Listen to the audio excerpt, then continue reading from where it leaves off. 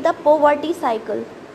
GOI Government of India should allow companies to offer earn while you learn education to poor young Indians, Devi Sethi. Visuals of migrant laborers as they were homeward bound during the national lockdown moved many of us. Sadly, they are the children or grandchildren of migrant laborers who ran away from home looking for greener pastures. I feel a certain emotional bond with these migrants because I am myself the son of a migrant laborer.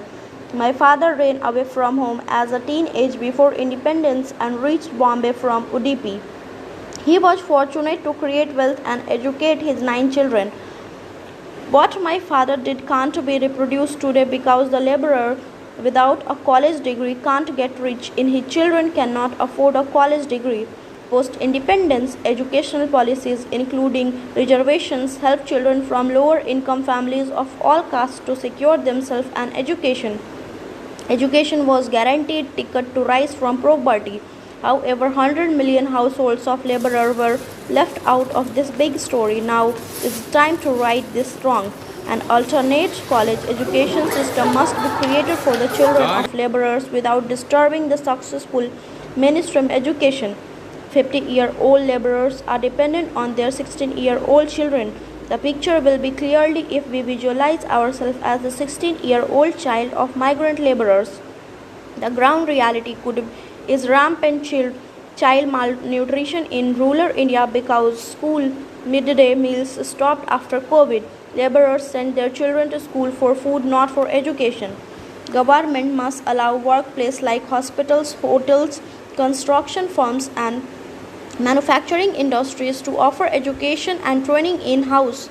Industries should provide the contents of formal education in an informal way for specific jobs.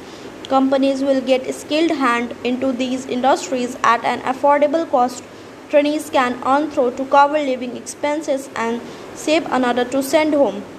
The duration of trainings should be at least for 2 years. Certificates issued after passing examination conducted by a government body should have a high market value. It can also be a passage to join the formal education system if these students so desire. Let me explain this based on training of auxiliary nursing midwives ANMs that starts after class 10. Every Indian hospital with 200 beds should be permitted to conduct ANM and GNM general nursing and midwifery courses to train home healthcare providers and nurses. Interestingly, ANMs are an important part of the National Health Services of the UK. Nurses with higher qualifications should be deployed to treat patients along with doctors. Support services for patients can be offered by ANMs. ANM students should work for several hours as nursing assistants and attend 2 hours of online class daily and take online tests quarterly. Then they can appear for final exams after 2 years and join the lucrative home healthcare sector. The medium of education must be English. Those prepared to graduate as GNM nurses should be given the passes to continue their education free of cost while earning a basic stipend. GNM training should be 4 years instead of 3 for ANM. Undoubtedly, the best place to train an ANM or a nurse is within the hospital. A software engineer at a software company and a civil engineer on a construction site. Students can work as assistants to seniors and simultaneously attend online classes. Our government can't pay for the college education. However, it can create a parallel college education system for the poor and authorized industries to offer blended courses through the online route. A surgeon's training leading to FRCS degree in England has no classrooms or professors. Doctors work under senior surgeons for 3 years and when ready appear for the FRCS exam. I have no doubt diploma holder in nursing, engineering and software will become star performers because of the hands-on training and the fire in their bellies. Remember, these are the children of migrant laborers and it is children of migrants that built America. China became wealthy by dominating the manufacturing industry. India has an opportunity to dominate the service and acknowledge industry by training the globally most skilled and hungry pool of knowledge workers.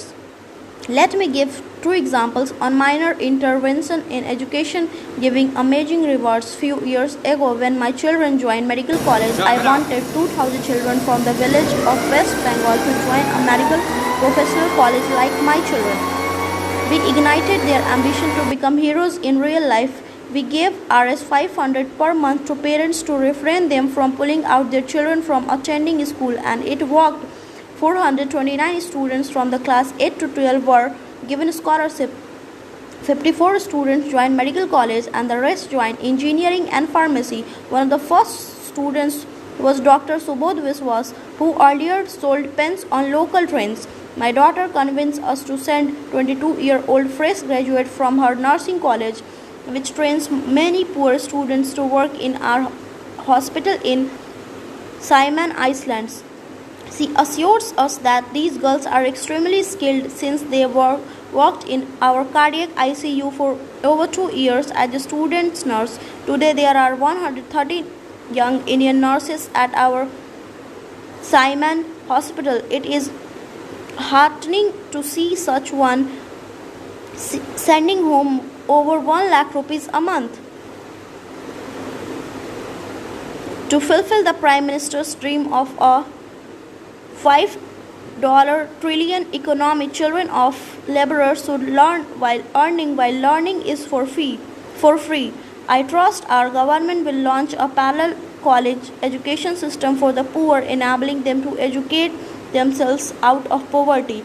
The writer is a cardiac surgeon and a chairperson and founder Narayana Health, Devi Sethi. Thank you, sir.